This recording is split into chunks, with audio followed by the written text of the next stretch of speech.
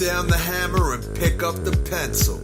You're about to listen to the Savvy Radio Show. Learn from real-life real estate investors, experience revealed with the Savvy Landlord as your host. Man, we are live at a intimate lunch. A friend of mine offered to buy me lunch, my favorite lunch in the whole world. And he just came to pump me in with questions. And I'm like, the questions already were so good. I was like, boy, I won't say your name on the radio, but somebody will figure it out eventually.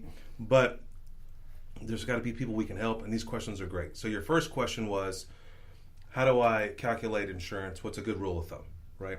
So the quick rule of thumb is 1.5% of what the total value of you think the property is. So if the property is worth $30,000, you want to insure it. Probably it's going to cost you between $450 and $500. So probably at this climate in this market, it'd probably be in Oklahoma. It would be about $450. Now, there's different types of insurance that you need to know. You can just get, each insurance company is different. They only want to, like the good insurance companies, State Farm, Farmers, they have a lot of restrictions. For example, is it occupied? That's the number one question. Now you can say it's going to be occupied, in 30 days. But they won't insure, most insurance companies won't insure vacant properties. There's insurance companies that will. If it is a vacant and you know it's going to be vacant for 3 or 4 months and you're rehabbing it, you need to get special vacant insurance, which is probably 2%, 2 to 2.25% more of what it is. So you need to budget that in. You need to be aware of that knowing. Also know that I think for me, for the 20 years I've been doing this, shelter insurance has been the ideal, cheapest if you're single and you're just starting out.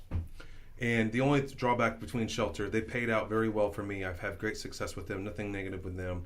Make sure you get with an agent that you like, that understands real estate. Make sure that's a critical mass, because there's some unique things that they can do for you. And the only thing I don't like about shelter is that they don't insure asbestos siding. So if you're going to buy a house in Midwest City, there's asbestos siding from World War II all over the place. Just make sure that's not a detriment, or is that wrong? You shouldn't purchase that property, but you need to be aware of that. You can oversight it, and own the property, then side it, then call shelter. Shelter seems to be the cheapest in the beginning. The insurance that I have now is totally different than I did before. The one thing is that you need to make sure you insure it for what the value is, at least 80% of the value. So for me, if I was buying a $30,000 house and I bought it for $5,000, I don't know if I would insure that thing for $30,000. I would insure it what I'd feel comfortable for if it burnt down. So I may insure it for $15,000 or $10,000 because I just want my money back, because I'm going to turn around and sell the lot. Right. Because I'm not going to put replacement value on that property, because to build the house today's time with sheetrock going up, piping going up, it's $120 a square, $100 a square. Always rule number thumb, always easier to go buy another house. Someone already did all the depreciation and remodel something than is to create a new one. Right. So that's that. So that answers that question, right? Mm-hmm. All right. Next question. Taxes. Definitely just look it up on the county. Yeah. Now, one thing, I had a tax lesson with somebody today. In Oklahoma, taxes are frozen. What do you mean? There's a law, and I need to start learning to quote this law. You can't. It's for example, if a transaction, they can't raise your taxes up no more than a certain percentage per year. And if you're over 55 or 65, it's actually really frozen at that thing. So of course, verify what I'm saying. But here's the thing you need to know about buying a new property. One, I just looked at a property today, and I noticed the taxes were way high, but there wasn't a transaction. There was a transaction. It was a foreclosure. So the city, this house was valued at $13,000 total value. The guy's been paying 20 years of taxes at $300 a year for 20 years. Well, a foreclosure came, and it was bought at the foreclosure sale for $29,000. The taxes doubled. Actually went up 25%. And now the house is worth $70,000. And it will, as soon as someone buys that house for $70,000, the taxes will go up to about $1,000 a year. So you've got to keep track of that. And that is one of the things that I do when I analyze a deal. I go right to the taxes. I want to see where they're at. Now, I have a bunch of houses all over the place, right? There are some houses the city is taking advantage of me. They are beating me. And when there's some areas where I've had houses for a long time and I bought them and I remodeled them, but the value is still down, I'm making a deal on the taxes. Overall, it's about 1% of my portfolio, or maybe it's 3% of overall of taxes. So you figure in 1%? No, you just need to look at the county assessor, Okay. see what they're paying, and don't be foolish. Know that it's going to go up, possibly. Can you contest them? Yes, that's a debate. Have I went down there? Yes. I haven't had much luck. Actually hired someone. One of my staff went down there and smoozed the guy. Kind of worked, didn't work. I went down there, cream and bloody murder, didn't work. There's companies out there that do it. My mentor told me, just make more money. It's just a waste of time. They're going to get their money somehow. Yeah. All right. Fixed expenses. Like holding costs? Holding costs, I guess that would still be holding costs. If you've got to turn the utilities on, or you've got to have something inspected, or do I factor that in? Yeah. Well, if I'm buying a house for $30,000, I automatically assume I have $35,000 in it. So I just blanket that number. It's just a cost of doing business. Like I spend $50 on locks. Cheap investors pay $20. I just factor in. I use landlord locks. I have one key that opens every freaking door I own. There's no point in messing around. I just call it factor it in. I factor in title insurance. I've been burned before on an owner financed. So I just factor that in. It's $400 for title insurance. I just factor that in. So I factor in that you're going to have, if you're new to the game, you're going to have, I was teaching someone that's renting a commercial property the other day.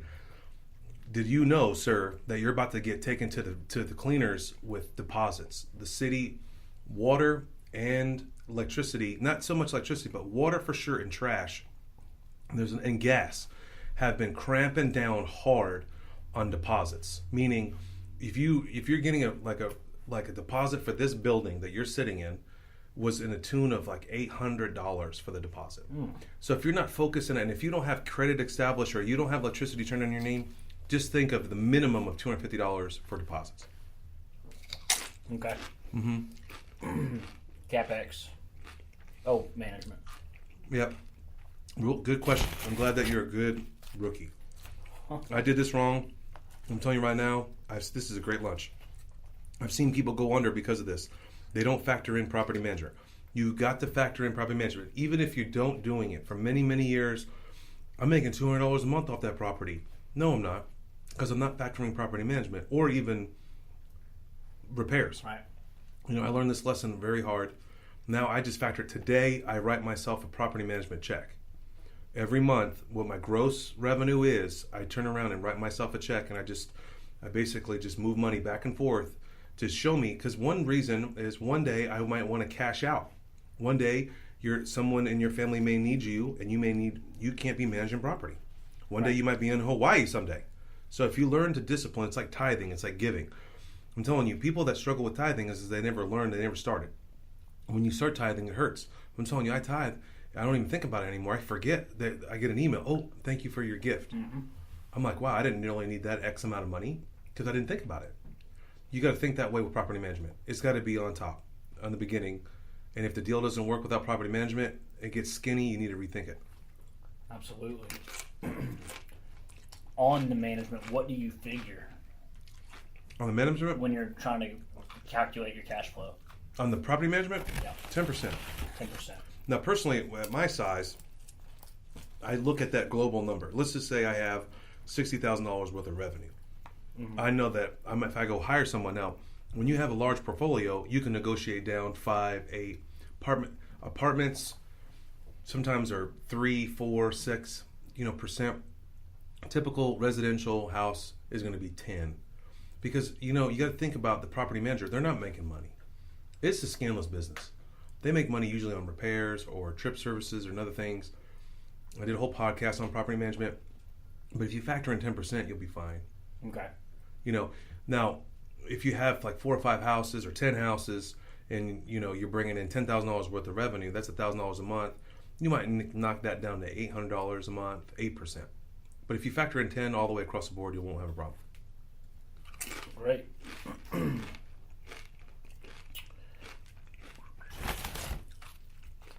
What's the next question?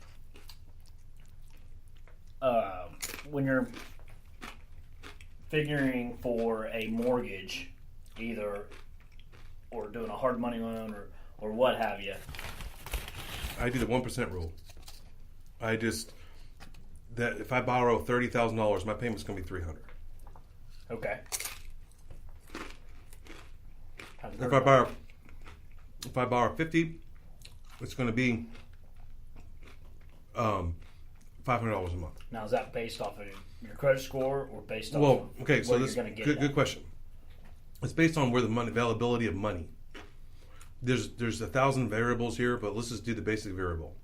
You should base all of your numbers. If you're creating a formula in your spreadsheet, you should do it off of 15 years. Right now, I heard in portfolio banks are loaning at 7%. I know that scares everybody, but that's the truth. I would probably budget it at 6.5% just to be conservative. Now, when you've been banking for a while and you're a real estate investor for a while, I mean, people are getting 5% 20-year AMs. It's possible, but if you run your numbers at 15-year AM at 7% and it cash flows, then you're golden. Everything else is gravy. Yeah, because let's just say you buy 10 houses and you package them up and move them down to a different bank and get a 20-year AM at 5%, your cash flow will increase. Your debt service will go down. Being a new investor, I was thinking 15 years, 6%, and then 15 year at 12%, so even going hard money, it still makes sense if you refinance. Yep. I mean, that route is not a wrong route of using hard money to acquire the asset. Easy money is refinance money. Learn that, know that, kill it. What do you mean? It's safer for a bank to refinance. Someone else took the risk out. They financed you. Acquisition money, buying money, purchase money is the hardest money. Now, after you have a relationship and you've proven your worth, say you're a flipper, wholesaler, whatever, you may get weaseled in there. But you have to have tangible data, tangible assets that you bought, sold, own to get no money down deal on a traditional bank. Is it possible? I do it every day. Now, the thing is, if you can get 12% on a hard money loan to buy the asset, and if there's not a prepaid penalty, there is a hard money in Oklahoma City that does that. Doesn't charge you a prepaid penalty. Okay, and you bought 3 or 4 of these relatively quickly because you're a great wholesaler, and you ramped up to $100,000. You can easily go refinance that. In Oklahoma, that I'm aware of, I have not come across a seasoning period. A seasoning period is like you have to hold the property for a certain length of time. Some banks have that policy. I talked about this in length all over the years, but every bank is different. No bank is the same. The one bank, First something, does it differently than Liberty something. So you can't expect the same terms from everywhere else. I work with a couple up in Ohio, and they have a 7 or 6 month, a 12 month of seasoning, meaning they have to use their 20% down, hold the property for X amount of time, and then they can refinance it. I've never run into that here in Oklahoma. So everywhere it's different.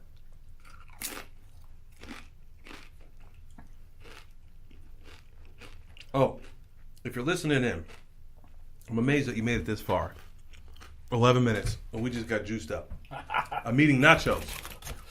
So if you're curious why, and they're good, and they're vegan, and my homie brought them for me. Thank you. All right, next. I've been noticing with the climate that we're in real estate, everybody's talking, it's gonna bottom out. It's going to bottom out. Things are going to go on sale. You're going to be able to buy them cheaper.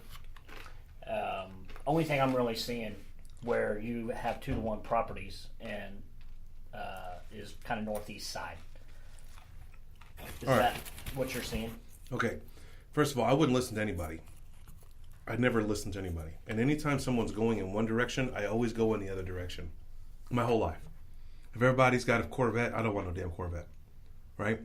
I want a freaking Volvo. Okay? Now everybody wants a Volvo because it's the safest car. I don't want a Volvo anymore. I want a Kia. Nobody wants Kia. I got a Kia. Gotcha. Okay? And Warren Buffett? I don't know. But the point is, you can't speculate. I know that I started buying property in 1999. It was the same climate that it is today. I still found deals. I know wholesalers that are doing high volume and everyone's overpaying. Right. I think the market will soften, but I think deals will happen depending on how hard you want to work. How hard do you want to grind it out? I mean, I was looking at houses today. I saw 3 or 4 bandit signs. James buys houses. Blank buys houses. I even took a picture of a bandit sign that text this number. I mean, who's doing tech savvy? Text this number, blank, blank, blank. I buy houses. Savvy. Okay. I went to it. I called the wholesaler today. Didn't answer me. Called another guy. I mean, text that thing. Googled the guy up. Try to find him.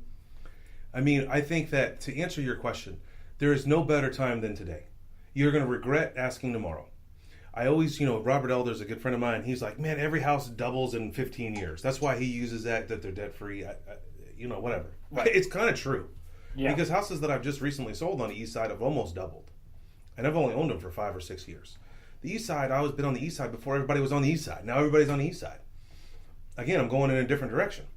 Right now, my direction is nowhere. It's just too hot. I have my banking lined out. I have all that stuff lined out, but I don't have deals. I just have to be patient. I just accepted the fact to kind of be patient for now. That's what you need to do. But to me, you seem like you're finding deals, and what's your insecurity of not closing them? You just don't have the money? Are you worried? What's the deal? Probably money and getting into a deal and say I didn't do enough due diligence and water pipe breaks, and now that's easy. Inside of it. Well, you're going to fail.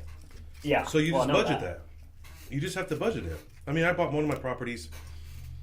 I was so excited, and this is where I think people are going wrong. Like, how do you become a millionaire? Well, I'm going to tell you, this is how you become a millionaire. You do shit you don't think you should be doing, and you did it anyway, and you learn how to figure it out. I was so desperate. I was buying houses from my mentor, $2,000 down. Bought a house in Gatewood, and I was so excited I was going to live in this house. I had 5 houses at this time, 2 of them with financing from my mom, which was in California, and then I was on my roll. Every $2,000 was buying owner finance. I bought owner finance with $1,000 down on a building in Plaza. Now that place is worth billions, and not mine. I sold it a long time ago, but I bought this property. Had no kitchen cabinets, had no kitchen, had no flooring, had 3 bedrooms, 2 bath, and it was $2,000 down. I came up, DJ'd, got the 2 G's, bought the house. Now I have $400 in my bank account, just like you, broke ass, going nowhere, trying to fool around, you're overanalyzing it. Come to find out, there was no water heater in the place. I'm trying to move in because I have no other place to go. I rented my own crib out, and now I'm trying to move in here. I had to call the plumber. I'm like, dude, I only have $400. Let's just be clear. The next time I make money is like 2 weeks when I go DJ. I have no money. Okay, yeah, we can get this done. This is 1999. Keep in mind, water heaters were like $250, $300, $100 labor. You got to change out two water lines, and you got to hook up a gas line or hook up electric. This is pretty easy. People are charging $1,000 today for water heaters. It fascinates me. So he does the job. He turns around. He hands me a $600 bill. Now, I almost had diarrhea. I was like, bro, I only have $400. What am I going to do? Well, you could work it off. And I did. For a whole summer, I dig ditches. The guy probably made $10,000 on me, and I died on the cross. Actually, during that process, I learned this thing called dual offers, and I was making offers on houses that I was working on next to other houses. And I almost had a house in a hot area from an old guy that was 90 years old, retired, owned this asset free and clear, and I just didn't present it properly. And I didn't get it. I learned a lot. But I made it work. I bought the effing house. I bleeped that out myself. I bought the house. Buy the house. How can you go wrong? Like I'm telling you, the one thing, when I look at your spreadsheet, I see $30,000. The deals that I look at now, $30,000 is like the closing cost. Okay? But when I was at your level, $30,000, bro, I just bought it. What's the worst thing that could happen? I got to come up with $300 a month. What's the worst thing that could happen? That I lose $30,000? How much was your education? Did you go to school or no school? I mean, I was just calculating. Just recently, I've been taking it up the tail on losing money. I got ripped off on a hotel. I'm trying to get my money back. PayPal got me like twice on something I bought on eBay. And of course, there was a little taste of greed. It was some pool chemicals that were only $20 for a 50. I knew that's not true. I knew that you can't buy 50 pounds of chemicals for $20, but I sure did order it. Oh, you Sure did send the $20 to some scam, and sure did got burned. Savvy landlord. Yep, confession right here. 2000 something, July 2024. Yep, I got taken. I can beat myself up and say, look, that was $20,000 that I learned. It was a $20,000 audiobook. Steven, stop being greedy. Stop trying to be cheap, and just go to freaking Leslie's pool and spend the $80 and buy the damn pool supply. Or just wait, get a coupon, or wait till they email you.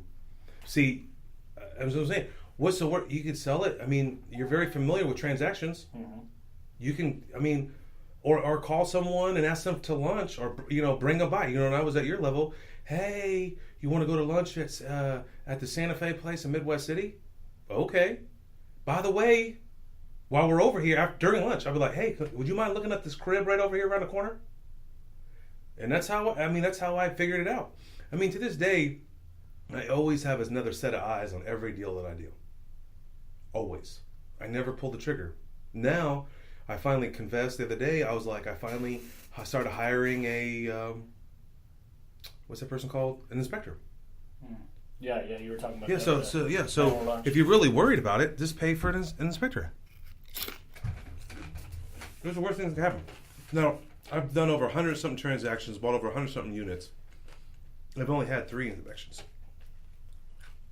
So now I have an inspection on everything. On that little dumpy $45,000 house, I had an inspection on because I don't want to be stung, because the house before that, I lost about 10 G's on it because I didn't do an inspection. The tenant was in there.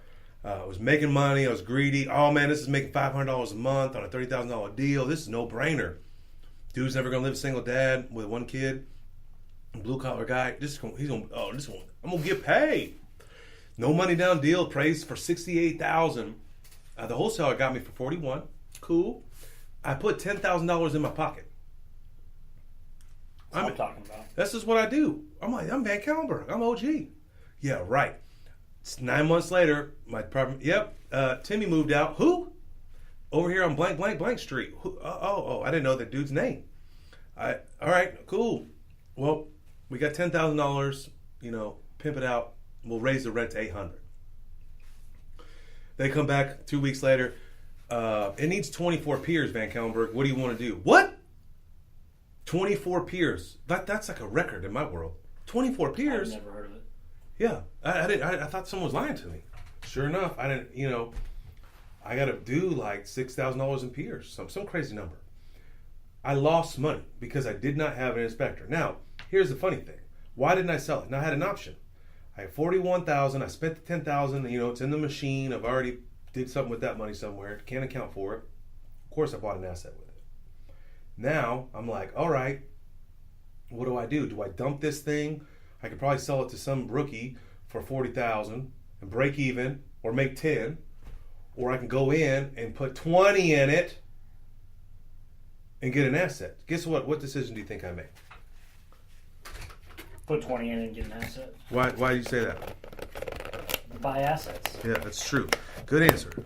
Most people would say sell it because that's how most people think. They want to get the quick buck. No, I actually bowed down, put the 20 in it. Now the house is worth $62,000 on a $68,000 appraisal. 15 years, it'll be worth $120,000. Well, out in the neighborhood isn't not that. I don't think it would increase that fast, but in my mind, I'm in need of assets. I'm not a wholesaler. I'm not working at grinding it out. I don't have relationships with wholesalers like I want to, because they take time and energy, and other people are overpaying. So I can't compete with the idiot that has a line of credit that doesn't know what he's doing. Right. So it's just a waste of time for everybody. I don't want to butter somebody up and then they're gonna get taken. So I just made the decision. I'm just like, I'm waiting. I'll just put the money in. Now I know that I have a brand new crib. My only risk is if my property manager does not do their job and get a high quality paying tenant in there. Because that's my only risk. My only risk is if the dude goes in there and someone tears it up, then I'm losing money. But I'm still going to cash flow even at 62, even buying it wrong. I got $10,000 of my own money in. That's not real investments, but that's how you do it. So every deal is not exactly what you want it to be. All right. Next question. Or do you have one? Where I'm looking for cash flow 250 per door. Mm-hmm. Is that Why the number 250? well? Honestly, it gets my wife out of a job once I get 10 of them. Okay. So that's something. Oh. You got to know your why. Yeah. Like, what's your why? Like, why? Because I used to think that way. I don't think that way no more. I think on my number one goal now is, can I do it no money down? Or can I do it, like right now my plays are equity plays. You know, Meaning, like that I'm buying houses, like I'll buy houses on the east side that has no equity in it, Right. they're cash flow. So if you want to deal with a ghetto tenant, you're going to get 250 on a low investment on a $30,000 house. But I have a $100,000 house in Edmond that's worth 125. I only make 150. Do I get any calls from my house in Edmond? no. No. How much work am I making on my 250? A lot. Yeah. Because I guarantee, I call it the idiot factor. $100 a month goes to damage. And they don't change the air filter. No one does. Right. They don't cut the grass. So, you got to ask yourself, what's your time worth? In the beginning, definitely be a property manager. Definitely grind it out. Definitely get it done. So you can learn what you're hiring. But, what if you had 20 houses that were making 100 and you never heard about them? Versus 10 houses, they're all in the hood and you're getting shot. Right? Because I got to think about it like, man, oh, wow, you got 100 houses, VanCauwenbergh, you're a baller. Yeah, okay. Listen, I don't make what you think I make. That's the thing. That's the confusion. It doesn't mean that you have more houses, you make more money. No, I bought them differently. And then my strategy was different than it is today. Mm-hmm. But I'm not making, I have just this month alone, 12 G's went out the window. Oh, what was it? Well, $4,000 or $5,000 went to a sewer line because I bought the house at a $30,000 price point. And I had essential AC in this building that you're sitting in, went down, which is about 3 G's. This is just the 8 coil in a commercial property, a giant AC unit, okay? And then I had 3 evictions. That's 12 G's. So do the math. How much did I make this month? Not much, if any, because I still have staff. I still have mortgages, interest, payments. So it doesn't matter how many houses you have. It's just buying them right, what type of financing, and what's your goals. If you want $2,000 a month, there's 100 ways to make $2,000 a month. It could be one apartment building. One apartment building could yield $5,000 a month. All right? Right. So it's the same time and effort to quantify an apartment building than it is a duplex or a fourplex. Do you want to be property manager? Do you want to hands off? Do you want this cash right now? Because, if you buy property right now, I bought a lot of east side ghetto stuff because it just looks good that I own 50 properties. But when you put on your market value for $45,000 and you just bought it for $22, but on paper it looks like $45, but you can't sell it for only $30. Right. So you really only have $8,000 worth of equity in your own mind. Feel me? Follow the numbers? Yeah. 22, yeah. 8. Okay. Yeah. But reality, the bank thinks you have $23,000 in equity. And they don't know what The east side is. Yeah.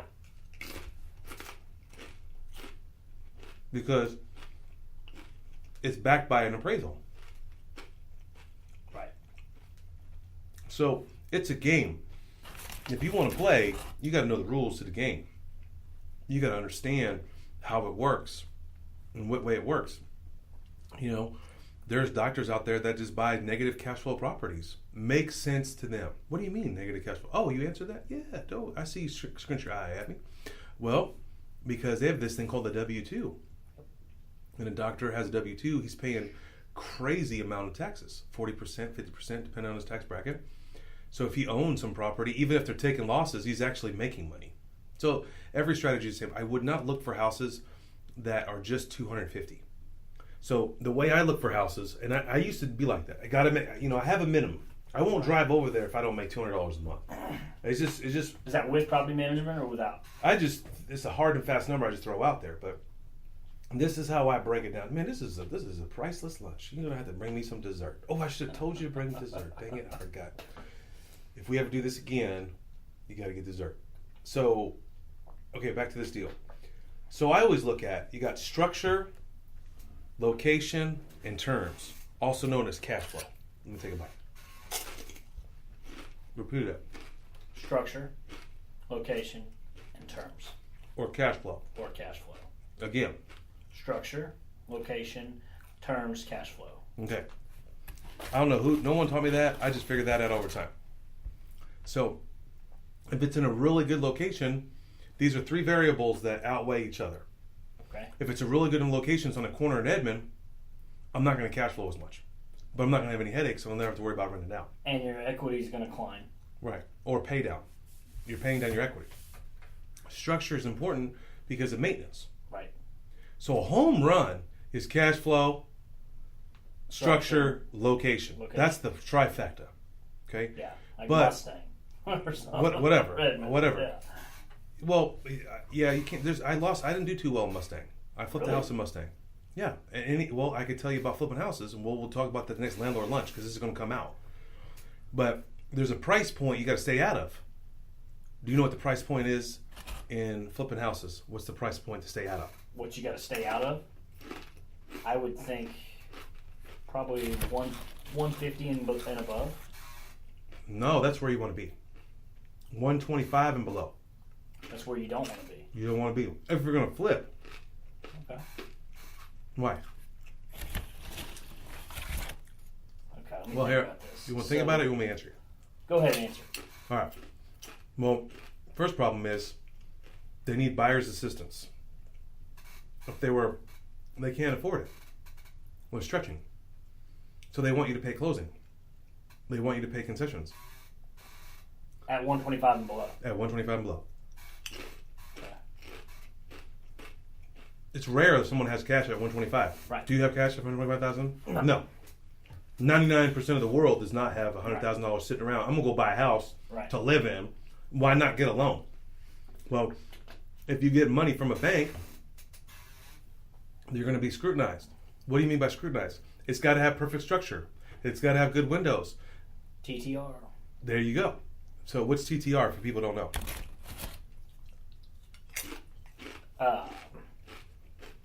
Go ahead. Repairs that need to happen to the property. I forget all the... After you do an inspection, you got to do these repairs so you can get it approved so you can get the loan. Right.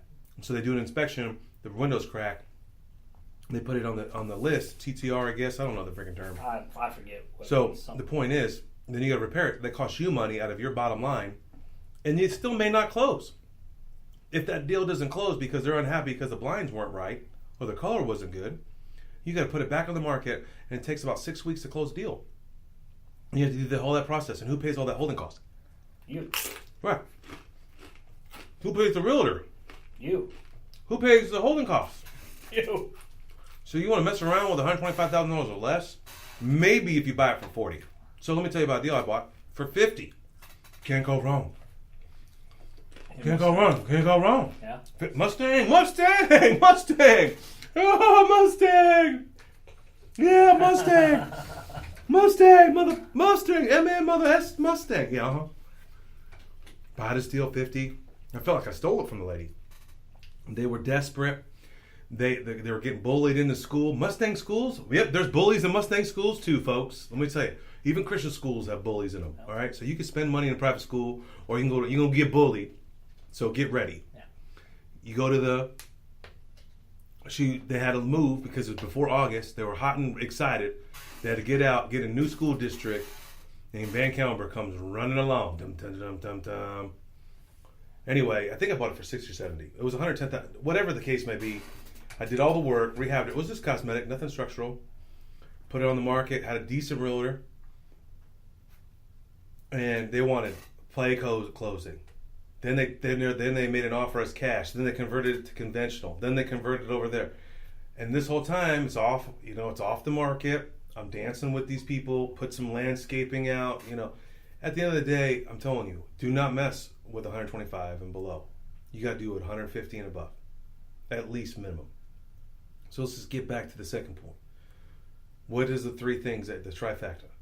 Location, structure. structure. Dan, you're a bad student. Remember, burn this in your head, especially since what you do for a living. Right. You should know this. Location, structure, cash flow, or terms. I pretty much will buy anything, no money down, within reason. I'll take on almost anything with no money down. In today's climate, probably not, because I don't want my time and my life and my family. But if I was back where I was, it didn't matter. It was on the east side. No money down, the bank's gonna loan me free clear. I just did it. And I'm thank God that I did, because now I'm selling them for a profit. I never lost. Even when I'm taking losses, people see me taking losses, I didn't take losses. And even that house that I, trying to sell for 40, I only bought it for 20, no money down. So again, it depends on your strategy, what you're trying to do. If you're just starting out, you probably should try to buy anything you can, that you can self-manage, that you can run it right, and the numbers make sense, and that you can bleed out if you need to. And then you start building that portfolio, and then you start converting that portfolio to middle class or better properties, and then you move into bigger, better properties or commercial properties, depending on what your goal is. My goal is not to be debt-free. Why?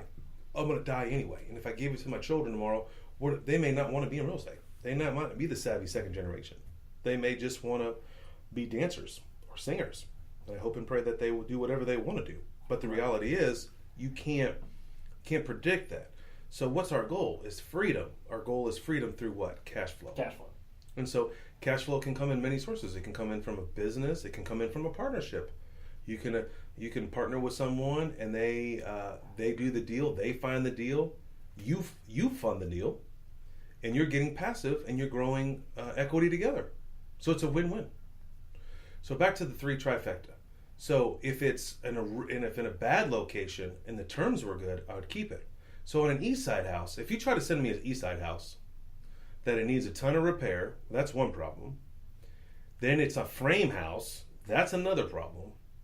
And then it doesn't cash flow. It's an easy way to figure out. I look at those three things. So like I bought a house right on Rose State. And so this is one time I called my mentor up, or friends at the time. He was just another real estate investor. It was a mentor to me at the time, but he was just a regular investor. He actually did some wholesaling. I was like, hey man, let's go do lunch over here in Midwest City. You sure? Yeah, my treat. I'll buy you lunch. So I called them. I'm like, listen, it's $45,000. They had it listed for $52,000. It's 3-bedroom, 1.5 bath. They added the bath on. They converted the garage. It's right on Southeast 15th. It touches the campus. It can bring in, back then it was $650, $700 a month. He just said, I don't even have to look at it. It just makes sense to me. It cash flows. Little money in it, because I will finance. I can't remember what it was. This is like 10 years, 15 years ago. And that's been a horse ever since. Location, structure. Now that was a frame house, but they put a metal roof on it. And the structure, the bathroom on the inside was okay. The add-on bath, but it had a really good workshop. So you got to look at it as positives and negatives. It's a negative. It's in the hood. What's the positive? Cash flow. Brick. No maintenance. Slab.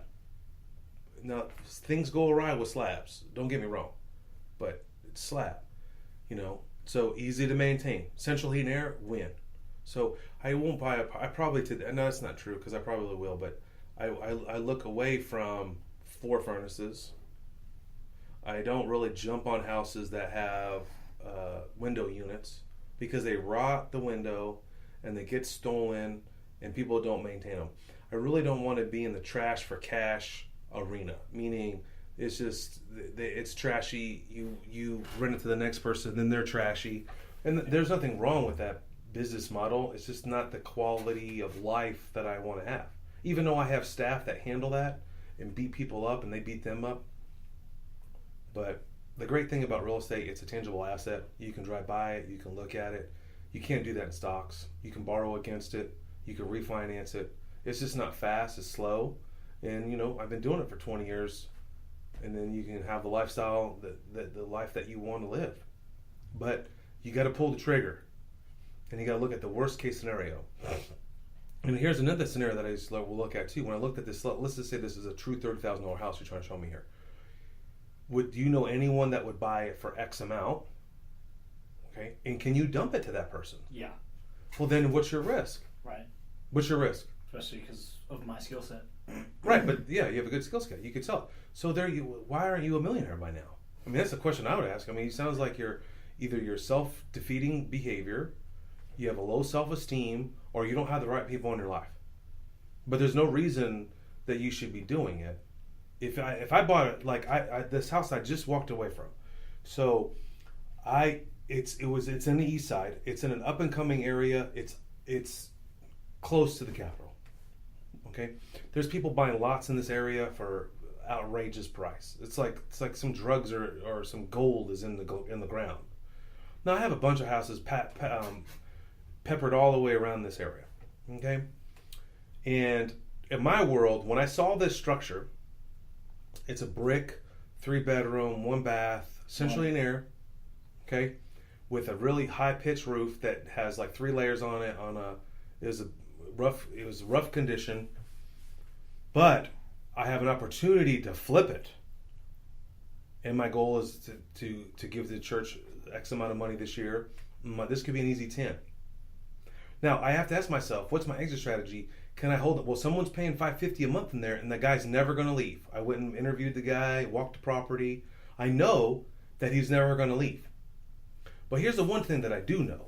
I do know that the guy that's selling it to me, I wouldn't call him a slumlord, but he's a typical landlord where he just set it, sit, and forgets it. He doesn't repair anything. So it's deferred maintenance to the 10th degree. It's livable. The guy's living in it, doesn't want to move, wants to pay $550, but that area for that property is worth $750. So you have to ask yourself, how can I get it to $750? Now, I didn't really negotiate. I knew the house. To me, the house is worth $35. I would have bought it all day for $35. I would have bought it at $550 a month cash flow, gross. I would have bought it. It's almost 2%. Yeah, because it's in my zone, and I know that's my boy says this. Thomas Morgan says, the path of progress. It's in the path of progress. Now, how long do you want to wait on the path of progress? That's the question. How long do you want to wait? I don't, especially with. Well, that's how I invest now. Now, my friends that are in my life now, they invest totally different. I have to make money today. There's people that have a long-term game, right? Okay, so you got to understand that. So at least you have that right. But I want to make money right now. Yeah. Right now. Yeah. No, like now. Yeah. I got to pay for this lunch right now. I got to figure out $20. Okay, that's how I think all day, every day. When I go get gas, man, that's $50 to $80. Wow, did I make $80 today? Now, the way I think about it is every month that I do not have a cash flowing asset is cash that you're losing. Yeah, absolutely. It's called opportunity cost. So I look at this asset. I was squirmish on this. So I have a really good friend who's a realtor, and I was like, I hate calling him and asking him for advice and pulling comps because I feel like I'm using him. But I was like, listen, I know a guy that would probably buy. He's been buying this area, and we could throw it on the MLS. Okay, and so we can hotel it. What some of these people do around here. They get these deals and they hotel them. I'm like, whatever. All right, maybe I should get in that game. Nope, you shouldn't get in the game. You don't know. So it's just too skinny. Oh, there's not enough comps. It's going to be worth $85,000 all fixed up. Well, I dragged my feet. I finally ordered the inspection. The inspection comes back. Foundation, massive problems, to the tune of about $30,000 minimum, probably $40,000. So if I would have bought this property for $45,000, put $40,000 in it to get $85,000. Now, it's possible that some of the houses in that area are selling for $140 a square foot. It could sell for $120, but it's just too much of a risk for me. I have to make money now. I am an investor. I talked about this the other day, dude. This is not like some hobby. This is not like we're trying to build my retirement. No, this is my job. I am making money. I have to make money, either for the investors that believe in me, that loan me money, or for my family, right? People go to McDonald's to go work to get $15 an hour. I go to work as an investor. Right. Great. That's not going to work. It's too riskful for me because the repairs were far, and there was too much of a risk. That guy before me that's selling it to me was smarter than me. He got it right. He actually paid $35 or $40 for it. I thought he paid too much 10 years ago. But he deferred it all the way out, so he got all that rent, $500 a month for 4 years, So do the math. 5,000. So he made $20,000. Let's say if he did, on return on his $40,000 investment, probably about 20% return on investment. Probably, I don't know. You math wizards, you tell me I was right or wrong. So I want to be that guy, and it's not the property's not, and if I move that dude out, because if I had, I can leave him in at 550. I could definitely do the deal at no money down. So this was a tough one for me because I could do it with no money down, but the risk was it was a time bomb. At any moment, that dude could move out. At any moment, a repair would have to happen. I mean, he was a decent tenant. He was a wonderful man, but they had old piping. The roof was going to leak. Time bomb. He was a time bomb, and so I don't think that game of getting in and getting out. You might as well be a day trader. Yeah. And in real estate, I think you can get crumbled quickly because banks are changing as we speak right now. Banks are getting scared. Banks are not getting scared. They're ramping up interest rates real hard right now. A friend of mine, I help some people, and I coach this dude, and he's telling me this stuff. And then he negotiated an interest rate down, which was interesting. They first offered 7, and then he heard about this, and then used some leverage, and they got it down to 6. And the guy texts me like an idiot. Should I do it? You're a dumbass. Yes, you should do it. Money's going to dry up pretty quickly here. I mean, we want that to happen, real estate investors. We want the money to dry up. We want the interest rates to go up. Right. We do. Why? Why, VanCauwenbergh? Why? Because all the freaking dummies are going to get out. They're going to get washed out. And then the banks are going to still have to loan. And that's where private money will come in real good. Or if you're stockpiling cash, like friends that I know, and then deals are going to go, and people are always going to sell properties. There always will be deals, but the problem that we're having today is that everybody has money because banks are loose and they're loaning money. They're going to tighten that up. There's going to be a bunch of defaults. I'm going to buy those defaults. Banks are going to love me because I'm going to solve their problems, and life's going to be great for the VanCauwenbergh family. Now, the VanCauwenbergh family is just starving right now. We just got to hang out. Thank God I don't rely on being a wholesaler.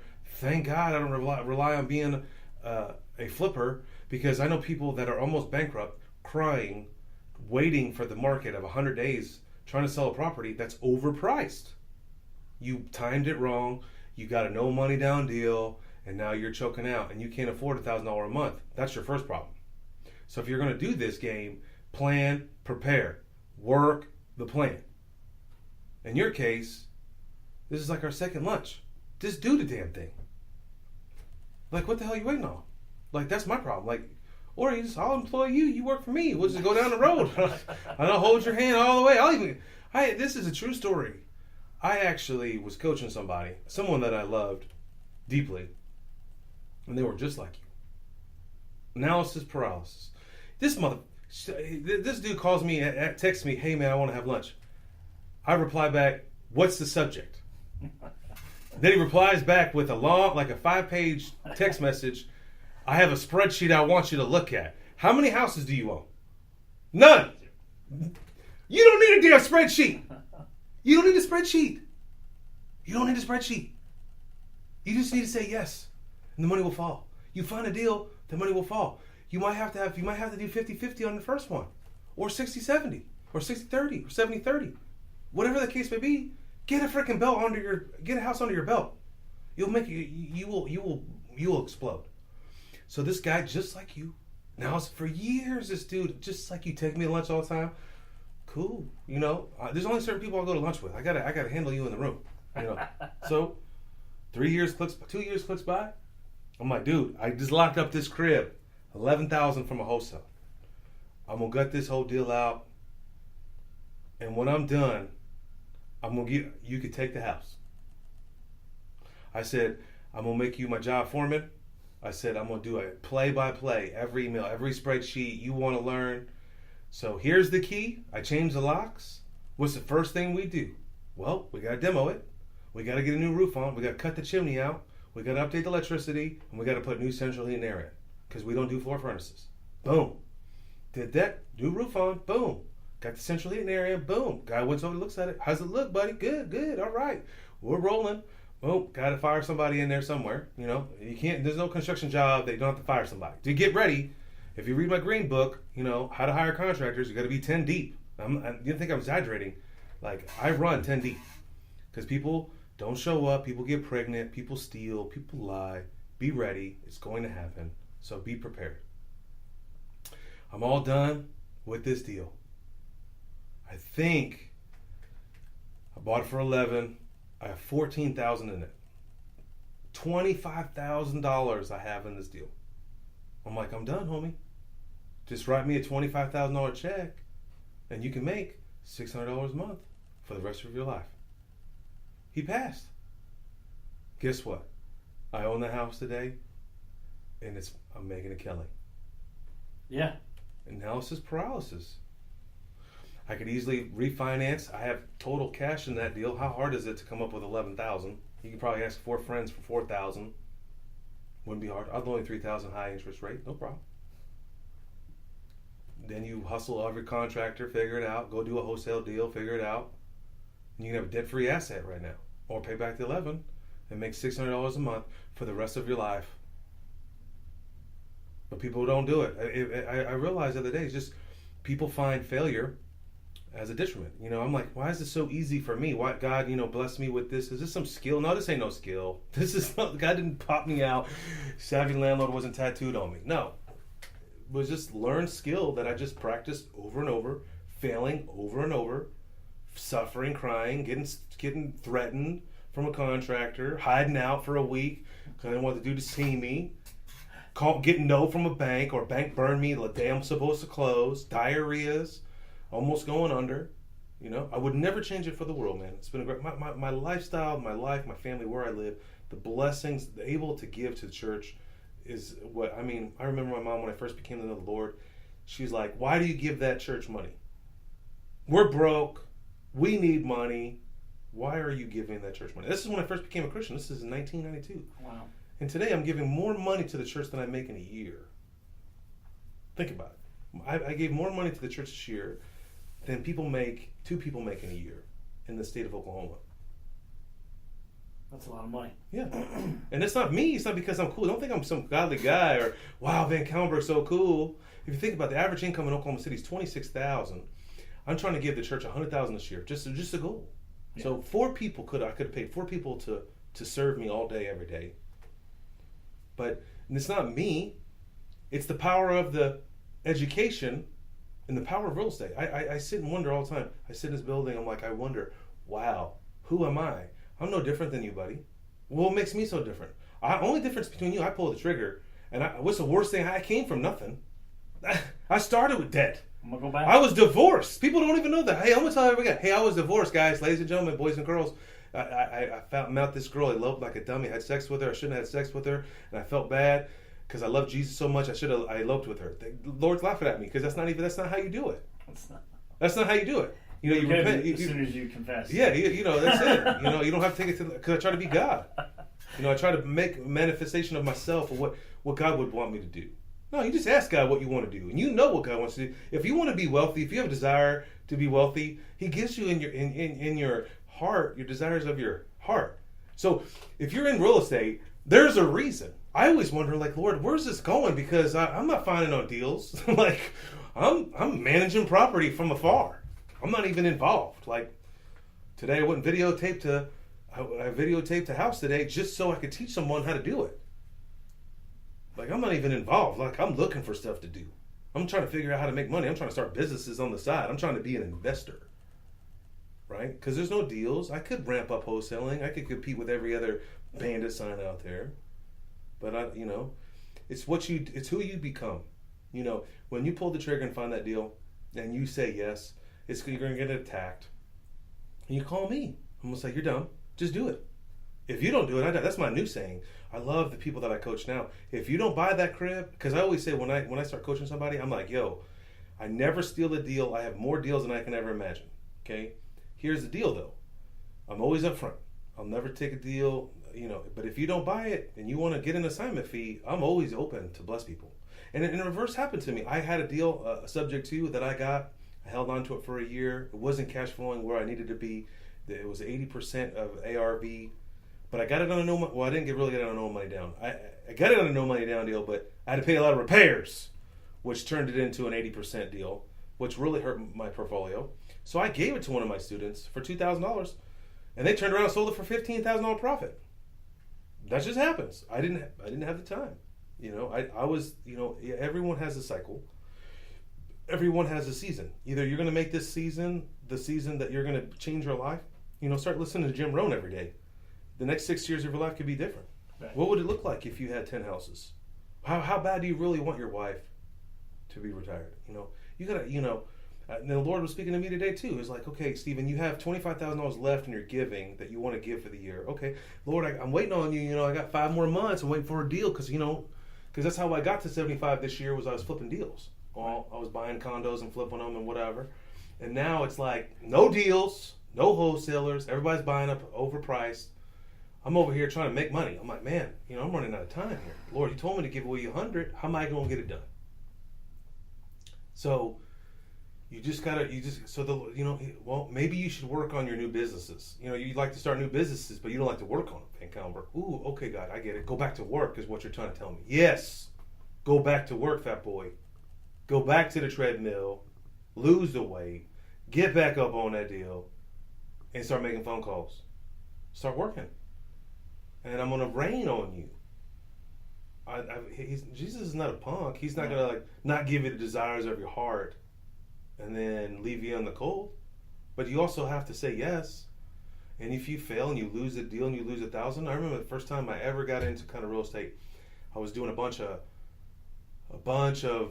raves. This is when raves, I was a promoter. We were killing it, doing punk concerts and raves, we're throwing parties everywhere, making all kinds of money.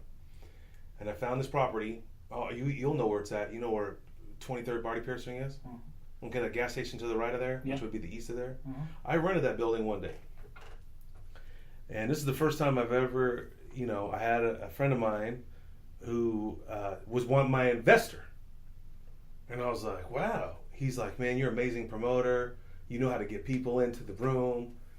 I'll fund you. I want to open up a club with you, a bar. And I was like, yeah, let's do it. Ideal location. So I checked this place out. I call this lady, $1,200 a month, no brainer. Now this is a long time ago. So I call the lady up. I give her a $900 deposit. I call my investor. I bring him over there. He says no. No! And I learned a valuable lesson that day. I was angry, and no one know this, but that was my only $900 I had to my name. And that was all I had. I had no idea where I was going to eat. I had no clue. That's how, Eric Thomas says, you want success so bad you can't breathe. You need to be. You're not that intense. You got to be an animal. Well, man, I left there. Where I went wrong was wow, I should have got the money up front. That's the first thing. Or I should have called the dude and said, hey, why don't you check out this building? Right. Now, I realize now at 44 years old, I could have asked that lady for my $900 back, but I didn't. And I'm glad I did. It burned me for years. I failed. I did it wrong. I did. But now, I borrow money all day. I got private money all day. I ask for people for money. And people can't. I'm coaching someone right now. It's hard for them to ask. You got to ask for money. You got to ask them to lunch. And they may not respond.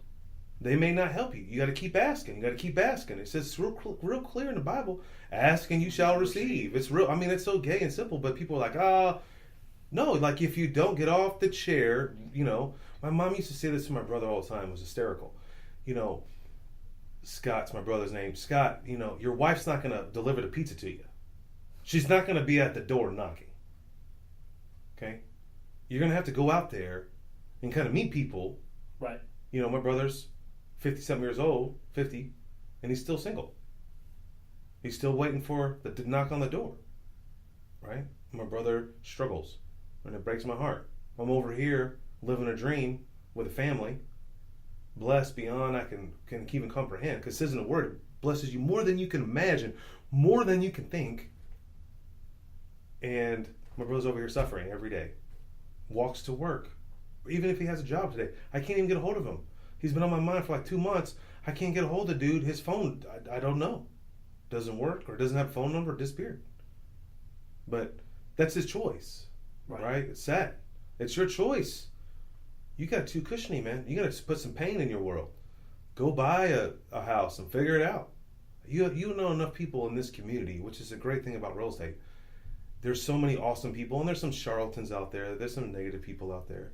But there's so many amazing people that, man, within 3 minutes, within 10 minutes probably, you can call 5 people, you can get the answer, or you can raise the money. It's not hard. And if you raise that money and you have to sign that deal, you take that assignment money and you don't touch it. So if you find that $30,000 deal and you sign somebody else for $35,000, you were like, man, I really wish I had that house. I wanted that house. I mean, talk to some wholesalers that I know, and they did that in the beginning. They walked by a lot of deals in the Northwest side, and they saw, they needed that $5,000, they needed that $10,000. But I promise, where they're at today, they had to sacrifice. You have to have the pain. And that $5,000, where the problem goes is if you sign that deal for $35,000 and you cash that you cash the $5,000. This is where it all goes. This is where the rubber meets the road. How gangster disciplined you are. You don't touch them. How you go give it to your friend and have him put him in under his bank account, or you open an account you can't get to it. Right? Right. That's how I do it. Dude, I'm telling you, the things that go in my world, I don't even touch them. Opportunities, I'm that disciplined with money. Because I remember I was $30,000 in debt one day. I'm telling you, I'm never going back $30,000 in debt one day. So I'm just disciplined. The money that I make from Savvy, people were blessed to hire me, to coach me. I don't touch that money, because when people pay me, I put that money in a bank account, and I don't live off that money. Right? Because the minute you start living off that money, things starts changing. Start getting lazy. Start getting reliance, entitled. Right? Now, I work really hard on my income that pays me right now. Right. But all the other money that comes in from a real estate, I try not to touch it. That's how you get big. You don't get big by buying a car. You don't get big buying $100, sunglasses. Someone told me today. I actually was going to do a podcast on Ray-Bans. $5 out in 2 years. Yeah, I mean, I'm just saying. They still work. I remember this one dude I was coach. He's probably listening to this podcast because he's a great guy. I remember, looking at houses with him. I sat in a car, hit his little midget car, and it was so low to the ground. I remember looked over and I see his sunglasses. I'm like, are those Ray-Bans? How much were they? He told me $280. I go, that's your problem.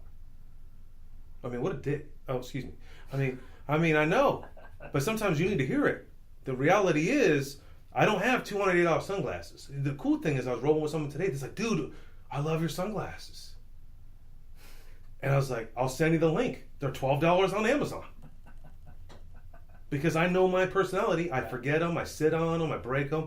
And I got 3 little, very ambitious children that tear everything up. So there's no need to have. Now, certain items I do have nice. My phone, I touch it every day. It has to have this much RAM. It has to have this much megahertz. It's got to be pimping. It's got to do its job. I don't want no lag. I don't want no lag time. I don't got time for that. It's a tool. Right. Now, it's a ripoff that everything's $1,000 for a phone. It's retarded. I mean, you're thinking about my laptop is $1,000, but the thing in my pocket's $1,000. That's crazy. All right, man. We're over time here. Any other questions before we end this awesome podcast? If we can do more podcasts like this, it'll just make my life easier. When you're talking no money down deals, you're talking getting a loan from a portfolio lender at 80%, buying at 60%. Is that what you're talking? A no money down deal can happen anyway. There's several ways. I think I have 5, but 1 is from an owner finance. Right. 2 could be in private money. 3 could be from a portfolio lender, which is considered commercial money. So when you're calling a bank, find out do they loan on, you said 80%. The bank that I deal with only loans 75%. And then for rookies, they only loan 70%. But it doesn't matter, whatever it appraises for. So if it's a $100,000 property, they don't care if I got it under contract for $1 or I got it under contract for $80,000. They're just going to loan me $75,000 regardless. So a wholesaler texted me the other day, what's your buying criteria? I just want to stab myself when people... something that makes money. I mean, obviously, it just makes money, okay? And if you know how to be a wholesaler, you figure out the parameters yourself. If it's worth $100 and I got it for $50, I probably need it. And if it's $10,000 in repairs, I'll probably buy it for $70 and you make $10, okay? or you make 5. I don't know, but a real investor like myself, I want you to make money. I don't care if you make. I made $50,000 on one transaction, on flipping a law office. Okay, wow. I don't talk about this stuff. It sounds glamorous. Man, it took 10 years, 20 years to get there. It took relationships. It took a lot of legal maneuvering. And the guy that bought it, it's probably worth $1 million today. I made 50. Is he mad that he paid me 50? No. He's not mad. He's probably thinking, I remember negotiating with this dude over the phone. It was hysterical because I was so desperate to sell this deal. And he was like, but I was hardball with him. Right. Because I had it under contract. That contract could bust at any time. And I'm dealing with the $500,000 asset. So, and I'm going to try to close this thing. At the same time, I'm buying another property, which I really wanted to close that property, but it just didn't. A law office doesn't fit in my portfolio. Plus, I don't want to deal with attorneys who are trying to rent out a law office to attorneys. It just didn't fit in my makeup. Okay. But if I could make a quick 10, 20, 30, 50, man, I'm not mad. Now that property is worth probably $1 million today. Oh, wow. No, I'm glad that investor probably put in $100,000. He had to get the funding. He had to put, the $500,000 down. Right. He probably put in $120,000 in the deal. He's got $600,000, $700,000 in the deal.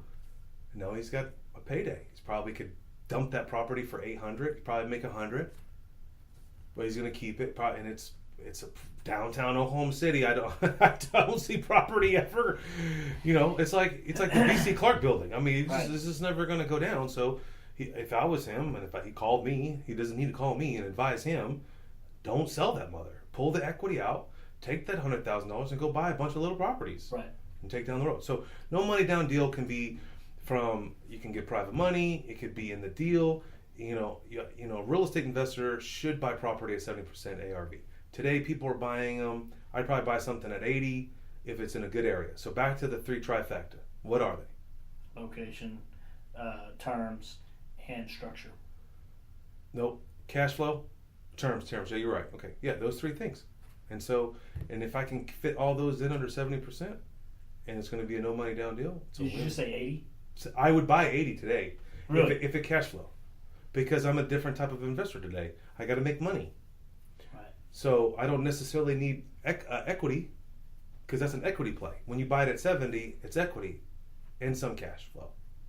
Now at 80%, it could just be cash flow, no equity, right? Or very little, 20% equity, right. Which means nothing if you try to retail it, because it's going to be 10%, closing costs, holding costs.